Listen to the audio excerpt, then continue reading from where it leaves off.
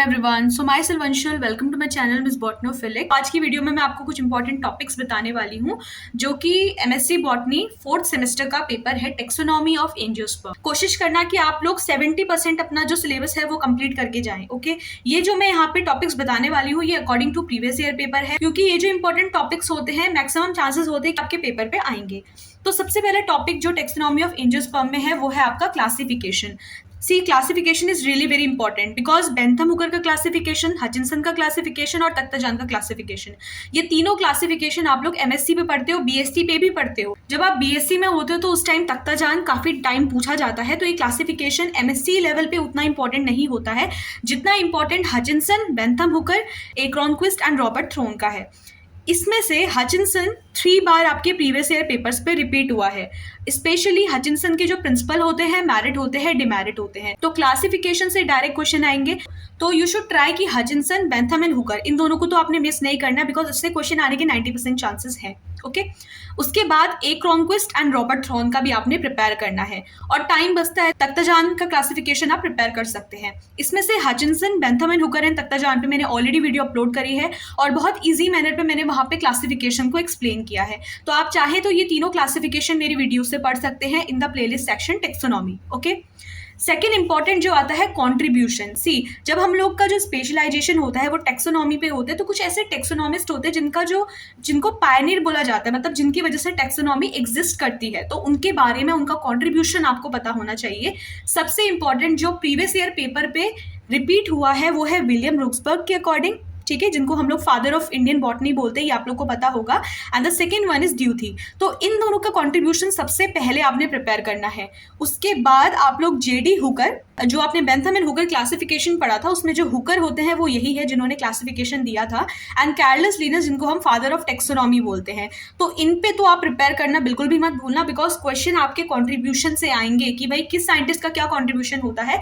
तो सबसे important William रुक्सबर्ग and ड्यूथी है। इसके बाद अगर आपके पास टाइम बचता है तो आप कार्लस लिनस और जेडी हुकर पे भी प्रिपेयर कर सकते हो। Third important is taxonomic evidences. This is really very important because इससे इंडिविजुअल क्वेश्चन एग्जाम में आएंगे आपके। टेक्सोनॉमिक एविडेंसेस जो आपके सिलेबस के अकॉर्डिंग है वो है wood anatomy, palynology, embryology, cytotaxonomy, biosystematics, chemotaxonomy and numerical taxonomy. तो यहाँ पे जो मैंने हाईलाइट किए हुए हैं वो आपकी प्राइमरी प्रायोरिटी है उनको प्रिपेयर करना। उसमें से भी जिसमें मैंने स्टार लगाया है वो बहुत ज्यादा इंपॉर्टेंट है बिकॉज 2 टाइम्स ये क्वेश्चन प्रीवियस ईयर पेपर पे रिपीट हुए हैं। सबसे पहले वुड एनाटॉमी किस तरीके से वो टेक्सोनॉमिक एविडेंसेस देती है, तो आपको इनकी स्टडी टेक्सोनॉमिक एविडेंसेस के रिस्पेक्ट पे करनी है। Okay, cytotaxonomy and biosystematics, this biosystematics is also really very important. Okay, and फिर अगर आपके पास टाइम बचता है तो आप इन सबको प्रिपेयर कर सकते हो। उसमें से भी जो मैंने हाईलाइट की है they are really very important because इससे पहले इन पे इंडिविजुअल क्वेश्चन एग्जाम में आ चुके हैं। Okay, so third important probability आपकी बनेगी टेक्सोनॉमिक एविडेंसेस से।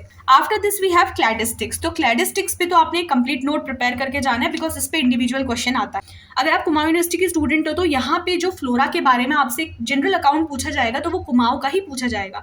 अगर आप किसी और यूनिवर्सिटी के हैं और आपकी यूनिवर्सिटी किसी और रीजन पे आती है तो मे बी वहाँ के रीजन के अकॉर्डिंग आपसे वो पूछा जाए, but according to your syllabus, क्योंकि कुमाऊं यूनिवर्सिटी है तो ऑब्वियसली कुमाऊं के फ्लोरा के बारे में आपको एक जनरल अकाउंट पता होना चाहिए। इस पर्टिकुलर टॉपिक पे 2 टाइम्स क्वेश्चन आ चुके हैं कि लोकल फ्लोरा जो होता है कुमाऊं रीजन का उसमें आपको एक जनरल अकाउंट वहां पे देना है।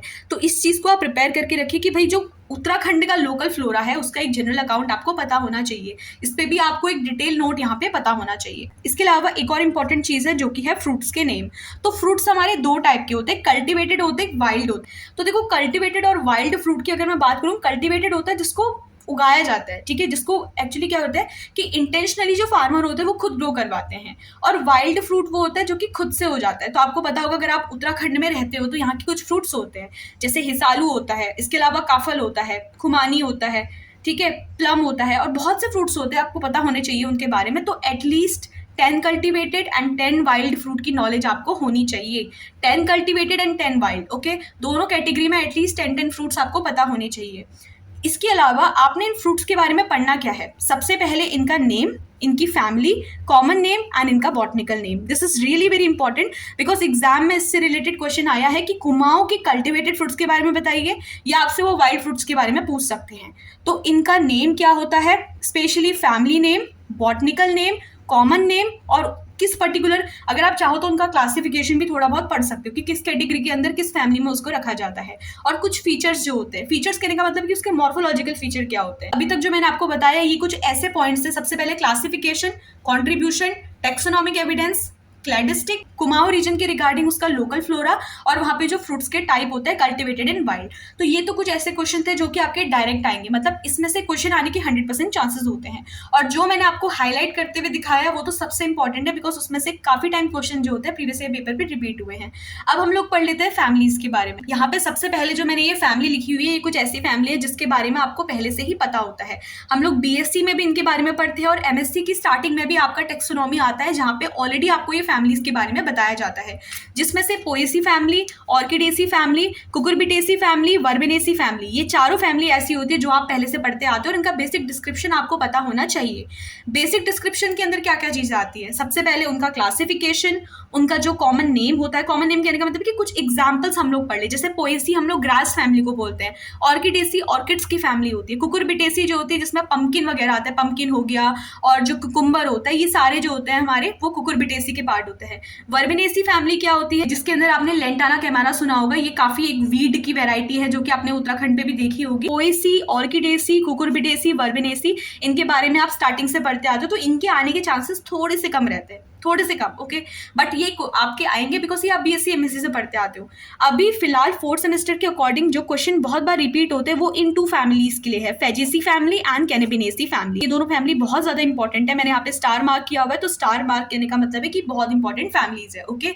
जो आपके सिलेबस पे थी ये सारी फैमिली आपके सिलेबस का पार्ट है, बट सबसे इंपॉर्टेंट फेजेसी एंड कैनेबिनेसी। इनका फ्लोरल डायग्राम आप जरूर प्रिपेयर करना कि भाई फ्लोरल डायग्राम कैसा होता है, और economic importance is really very important कि भाई इस फैमिली की क्या इकोनॉमिक इंपॉर्टेंस है। डायरेक्ट क्वेश्चन आते हैं। तो पोएसी ग्रास फैमिली को बोलते हैं, जिसके अंदर क्या क्या चीजें आती है, बैम्बू आती है, ठीक है, बैम्बू आपने वर्ड सुना होगा, एक ग्रास होती है वो उसके अंदर आता है, और बाकी जितनी हमारी वीट होती है, राइस होती है, ये सब ग्रास फैमिली का पार्ट होता है। अगर आपको इनके नेम पता है, आप साइंटिफिक नेम लिखिए और इकोनॉमिक इंपॉर्टेंस बता दीजिए वहां पे किस पर्टिकुलर प्लांट का क्या इकोनॉमिक इंपॉर्टेंस होता है, तो वो पोएसी के इकोनॉमिक इंपॉर्टेंस ही कंसिडर किए जाएंगे, ओके।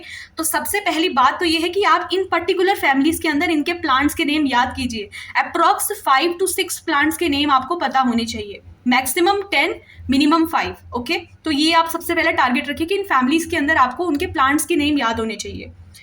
अब सेकेंड इंपॉर्टेंट थिंग जो आपकी सबसे मेन इंपॉर्टेंट फैमिलीज आती है, जो कि हम लोग मोस्टली हायर लेवल पे ही पढ़ते हैं, और कुछ नए भी आपके लिए होंगे, Magnoliaceae, Myrtaceae, Scrophulariaceae, we have the Primulaceae and we have the Loranthaceae, okay.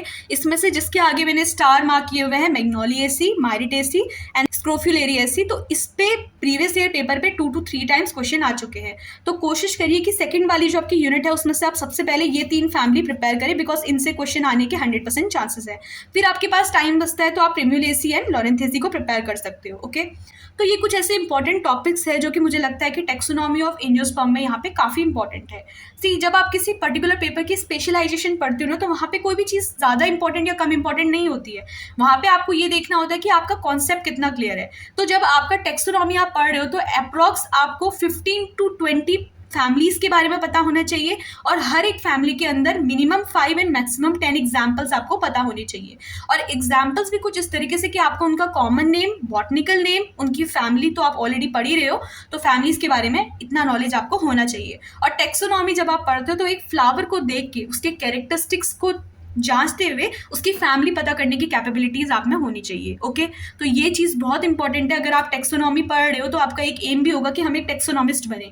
तो टेक्सोनॉमिस्ट बनने के लिए आपको ये चीज़, एक एम आपका होना चाहिए कि एक फ्लावर को देख के उसके जनरल कैरेक्टरिस्टिक्स हम बता सके, और उन जनरल कैरेक्टरिस्टिक्स को डिटेक्ट करते हुए हम ये बता सके कि वो कौन सी फैमिली को बिलोंग करता है, ओके। तो उसके लिए आपको थ्योरेटिकल अपना पॉइंट बहुत स्ट्रॉन्ग करना पड़ेगा इन पर्टिकुलर फैमिलीज पे। सो आई होप कि आज की वीडियो से आप लोग को हेल्प मिली होगी। इसके अलावा आप कोशिश करिए कि 70% सिलेबस आपका कंप्लीट हो, तब जाके आप वहाँ पे क्वेश्चन अटैम्प्ट कर पाओगे, ओके। और ऑप्शंस बहुत सारे मिलते हैं, सो यहाँ पे पैनिक करने की तो कोई ज़रूरत है नहीं। तो आप इजीली अपने पेपर के लिए प्रिपेयर करिए और एकदम रिलैक्स रहिए, और इजीली आप लोग का पेपर हो जाएगा, ओके। इसके अलावा forest ecology and plant pathology पे भी मैं जल्दी वीडियो लाने की कोशिश करूंगी। उसके लिए पहले मुझे पेपर को यहाँ पे एनालाइज करना पड़ेगा, और तब जाके मैं उसके इंपॉर्टेंट क्वेश्चंस को यहाँ पे लेके आऊंगी, ओके। तो अगर आज की वीडियो से आप लोग को हेल्प मिली है तो आप प्लीज़ एक लाइक ज़रूर करिए, और अपने फ्रेंड्स और क्लासमेट्स के साथ भी मेरी वीडियो को शेयर कर सकते हैं। तो आप लोग मेरी बहुत हेल्प कर रहे हैं मेरे चैनल को ग्रो करवाने में, और ज़्यादा से ज़्यादा लोग मुझसे कनेक्ट हो रहे हैं डे बाय डे। सो ये चीज़ मुझे काफ़ी अच्छी लगी। इसके अलावा अगर आपको कोई भी डाउट है वीडियो से तो आप मुझे कमेंट सेक्शन पे फ्रीली पूछ सकते हैं। So that's all for today's video. If the video is helpful then please like, share and subscribe. Thank you.